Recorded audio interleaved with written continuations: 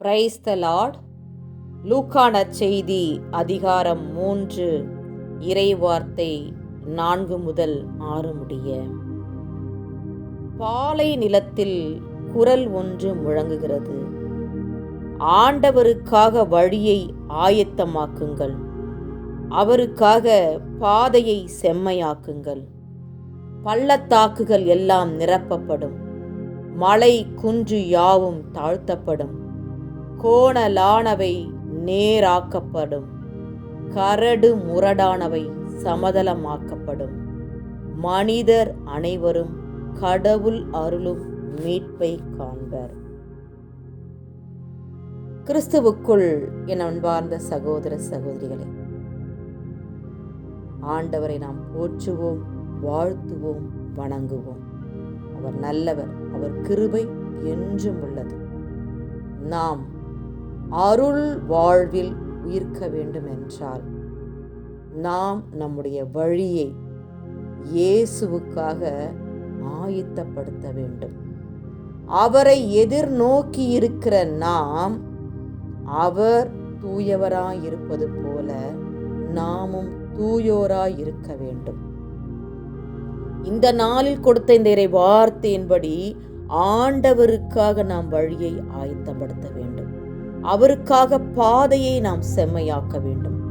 நம்முடைய கிட்ட இருக்க அந்த பள்ளத்தாக்குகள் எல்லாம் நிரப்பப்பட வேண்டும், மலை குன்று யாவும் தாழ்த்தப்பட வேண்டும், கோணலானவை நேராக்கப்பட வேண்டும், கரடு முரடானவை எல்லாம் சமதளமாக்கப்பட வேண்டும். நம்முடைய வாழ்க்கை பயணத்துல எல்லாம் சரியாக இருக்க வேண்டும். அப்பொழுதுதான் மனிதர் அனைவரும் கடவுள் அருளும் மீட்பை காண்பர்.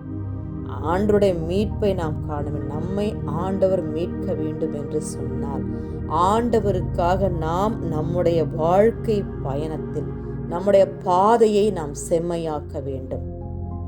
மத்தேயு நற்செய்தி 5:8 சொல்றாங்க, தூய்மையான உள்ளத்தோர் பேறு பெற்றோர், ஏனெனில் அவர்கள் கடவுளை காண்பர் என்று சொல்லி. ஆண்டவருடைய வருகைக்காக நாம் காத்திருக்கவும் நாம் நம்முடைய வழியை நாம் பரிசுத்தமாக்க வேண்டும். முதலாவது பள்ளங்கள் எல்லாம் நிரப்பப்பட வேண்டும். நம்முடைய வாழ்க்கை பயணத்தில் இருக்கிற அந்த கவலை, பயம், வேதனை, இன்னல்கள், நெருக்கடிகள் என்ற அப்பேற்பட்ட பள்ளங்கள் எல்லாம் நிரப்பப்பட வேண்டும். கவலை, மார்த்தா சொல்றாங்கல்ல, மார்த்தா பார்த்து அன்று சொல்றார், மார்த்தா நீ பலவற்றை குறித்து கலங்குகிறாய் என்று சொல்லி, நீ கவலைப்படுவதனால ஒன்றும் செய்ய முடியாது என்று சொல்லி. அதனால நாம அந்த கவலை, அந்த பயம், அந்த வேதனை, சோதனை எல்லாவற்றையும் ஆண்டவர் பாத்துல ஒப்புக்கிடணும். 1 பேதுரு 5:8 சொல்றாங்க, உங்க கவலையெல்லாம் இடத்துல விட்டு விடுங்கள், ஏனெனில் நான் உங்கள் மேல் கவலை கொண்டுள்ளேன் என்று சொல்லி. கடவுள் ஒவ்வொன்றையும் அதன் காலத்துல நேர்த்தியாய் செய்வார் என்ற அந்த உணர்வோடு நாம நம்ம கிட்ட இருக்க அந்த கவலை, பயம், வேதனைகள், இன்னல்கள் எல்லாம் அப்படி போட எல்லா பள்ளத்தாக்குகள் எல்லாம் நாம் நிரப்பப்பட வேண்டும். மலை குன்றுகள் எல்லாம் தாழ்த்தப்பட வேண்டும். மலைனார் என்றால் நம்ம கிட்ட இருக்கிற நம்முடைய வாழ்க்கையில் இருக்கிற அந்த மேட்டிமை, கோபம், பொறாமை, அகங்காரம், பிடிவாத குணம், இப்பேற்பட்ட எண்ணங்கள் எல்லாம் தாழ்த்தப்பட வேண்டும். மலை போன்ற இருக்க அந்த பிரச்சனைகள் எல்லாம் நாம் தாழ்த்தப்பட வேண்டும். முன்பு நடந்தவற்றை நாம் மறந்து விடணும். முற்கால நிகழ்ச்சியை பற்றி நீங்க சிந்திக்காதிருங்கள், இதோ புதியன தோன்றிவிட்டது என்று ஆண்டவர் சொல்றார். நம்ம கிட்ட இருக்க அந்த மலை போன்ற இருக்கிற கோபங்கள், மேட்டிமைகள், பொறாமைகள், அகங்காரம், பிடிவாத குணங்கள், இப்படி எல்லாவற்றையும் அந்த சக்கையும் அந்த வரி தண்டுவா அந்த சக்கையை எப்படி அந்த பிடிவாத குணமா மேட்டிமையா இருந்தா தன்னைத்தான் தாழ்த்தும் போது அந்த வீட்டுக்கு மீட்பு உண்டாயிடுச்சு நாம் பார்க்கிறோம். அது போல கோணலாவையெல்லாம் நேராக வேண்டும். அந்த ஊதாரி மகன் எப்படி தன்னுடைய வாழ்க்கையை விட்டு விலகி சென்று மீண்டுமாய் வந்தான, கடவுளுக்கும் உமக்கும் எதிரான பாவம் செய்தேன் என்று சொல்லி. அது போல கோணலான வாழ்க்கையை நாம் நேராக்க வேண்டும். கரடு முரடானவென சமதளமாக்கப்பட வேண்டும். குடும்பத்துல சமாதானம் இல்லாம, சகோதர சகோதரத்துல வெறுப்பா இருக்கிறவர்கள் எல்லாரும் நம்ம காணிக்க அந்த பலிபீடத்தை மேல வச்சுட்டு சகோதர சகோதரிகளை நம்ம சமாதானமாக ஒன்றித்து இருக்க வேண்டும். எல்லாம் சமதளமாக்கப்பட வேண்டும். அப்பொழுதுதான் மனிதர் அனைவரும் கடவுள் அருளும் மீட்பை காண்பர் என்று சொல்லி. ஆண்டவருக்காக வருகைக்காக நாம் காத்திருக்கிற நாம் நம்முடைய வழியை கடவுளுக்காக நாம் ஆயத்தமாக்க செய்ய வேண்டும். அதனால நாம இந்த நாள்ல நம்மை நாம் ஒப்பு கொடுத்து செபிப்போம்.